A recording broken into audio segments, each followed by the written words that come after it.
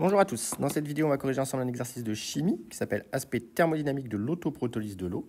Donc on nous explique qu'on relève le pH de l'eau pure à différentes températures et dans un premier temps on va essayer de relier le pH de l'eau à la constante d'équilibre K standard. Donc ici de quelle constante on me parle? On me parle de l'autoprotolyse de l'eau. Donc je vous rappelle que l'autoprotolyse de l'eau se met sous la forme 2H2O liquide égale H3O+, aqueux plus HO- aqueux. Et donc pour déterminer le lien entre le pH et la constante d'équilibre K standard, on va donc rappeler déjà la loi d'action des masses qui nous dit que K standard est égal au quotient réactionnel lorsque la solution est à l'équilibre. Et donc ici, le quotient réactionnel à l'équilibre se calcule assez facilement comme étant l'activité de H3O+ à l'équilibre fois l'activité de HO- à l'équilibre divisé par l'activité de H2O à l'équilibre au carré, le carré étendu au coefficient stoichiométrique de 2, ici. Et l'eau étant le solvant, eh bien son activité vaut 1. Et donc il nous reste simplement le produit des activités de H3O+ à l'équilibre fois le produit de l'activité de HO- à l'équilibre. Et donc pour les déterminer, eh bien on va utiliser une espèce de pseudo-tableau d'avancement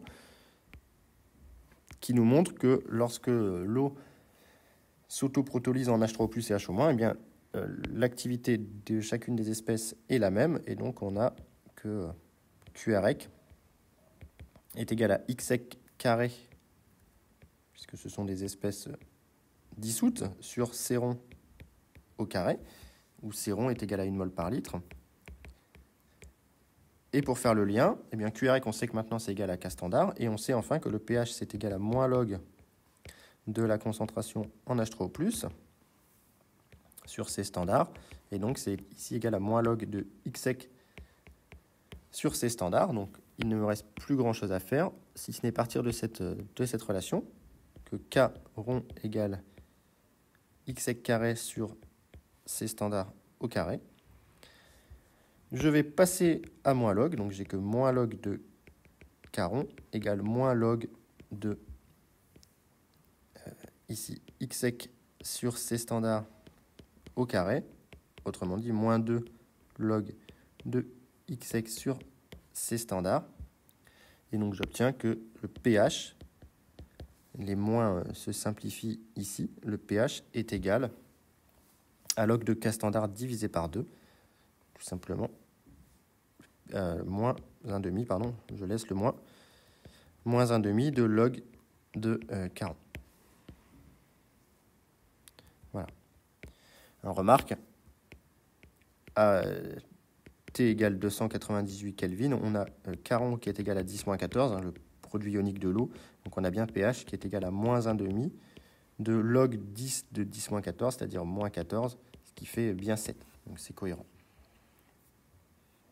Donc là, on a le lien entre le pH et la constante d'équilibre. Maintenant, on veut calculer delta RH rond et delta RS rond, en supposant que ces grandeurs ne dépendent pas de la température. Donc maintenant, on va faire le lien entre K standard et tout simplement le delta RH et delta RS. Donc on va rappeler différentes relations que l'on connaît. On a delta RG rond qui est égal à moins RT ln de K rond. Et on a que delta RG rond est égal à delta RH rond moins T delta RS standard. Et donc tout ça mis ensemble va nous permettre de répondre à la question, puisqu'on a que pH est égal à moins 1,5 de log 10 de K standard, ou encore moins 1,5 de ln de K standard sur ln de 10. Ça, c'est la définition du log décimal. Et donc, pour faire apparaître delta RG, on va simplement multiplier par RT sur RT. Et on obtient que le pH est égal à moins RT ln de K standard, c'est-à-dire delta RG standard, divisé par 2 RT ln de 10. Donc ça, c'est pas mal, on a un petit peu avancé. Et maintenant, on va essayer de faire apparaître delta RH standard. Donc ça fait delta RH standard divisé par 2 RT ln de 10 moins, eh bien, le T vient se simplifier avec le T du dessous. Donc delta RS standard divisé par 2 R ln de 10. Et donc ça, je vais le mettre simplement sous une forme pH égale delta RH standard sur 2R ln de 10 fois 1 sur T moins delta RS standard divisé par 2R ln de 10.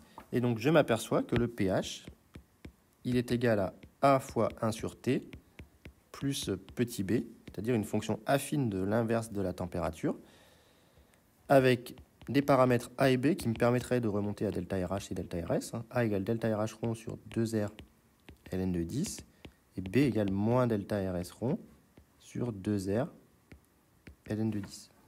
Voilà, tout simplement ce qu'on obtient. Et donc on trace maintenant pH en fonction de 1 sur T. Et en faisant cela, eh bien, donc voilà ce qu'on obtient. Je vais vous mettre mes résultats. J'ai ici les valeurs de pH en fonction de 1 sur T. Évidemment, il faut bien mettre T en Kelvin. Donc voilà ce qu'on obtient. Donc ça, c'est en Kelvin. Attention, si vous essayez de le faire. On obtient bien ici un modèle affine qui est validé,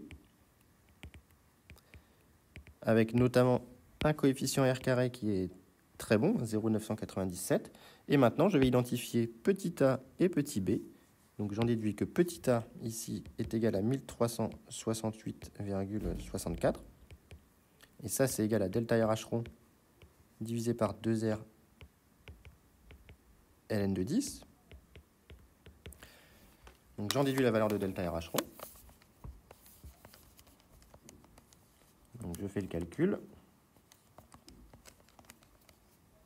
Et je tombe sur 52,4 kJ par mol. Et je lis petit b, ici. Petit b est égal à 2,4248. Et ça, c'est égal à delta RS standard moins delta RS standard sur 2R ln de 10. Donc j'en déduis delta RS standard, qui est égal à tout simplement moins 2 fois 8,314 fois ln de 10 fois 2,4248. Ce qui me fait moins 92,8 joules Kelvin moins 1 mol moins 1. Voilà. Donc voilà ce qu'on obtient pour delta RH et delta RS. Ensuite, on me demande pourquoi est-ce qu'on mélange de l'acide chlorhydrique, et lorsqu'on mélange de l'acide chlorhydrique et de la soude, ça nécessite beaucoup de précautions expérimentales. Eh bien, si on mélange HCl, qui est donc H3O+, plus Cl-, qui est H+, plus Cl- avec NaCl, qui est NaOH, pardon, la soude, plus OH-, eh bien, on a la réaction avec des ions spectateurs, que sont Na+, et Cl-, mais surtout OH- plus H+, qui va donner H2O plus Na+, plus Cl-, autrement dit OH- plus H+, égale H2O, et si j'utilise la version hydratée de H+, H3O+, j'obtiens comme réaction la réaction inverse de l'autoprotolyse de l'eau, et donc le delta RH standard de cette réaction est égal à moins delta RH standard, je vais l'appeler 1, de tout à l'heure, c'est-à-dire moins 52,4 kJ par mol. Donc c'est une réaction qui est exothermique. Et donc comme elle est exothermique, eh bien, on a un risque d'échauffement du système qui peut être potentiellement dangereux. Et donc, il faut être un petit peu vigilant là-dessus. Donc voilà pour cet exercice qui est assez intéressant dans la mesure où, à partir de mesures de pH, on arrive à remonter quand même à toutes les données thermodynamiques de la réaction d'autoprotolyse de l'eau. Donc j'espère que la correction était claire, qu'elle vous a plu. Et s'il y a des questions, n'hésitez pas à les mettre en commentaire.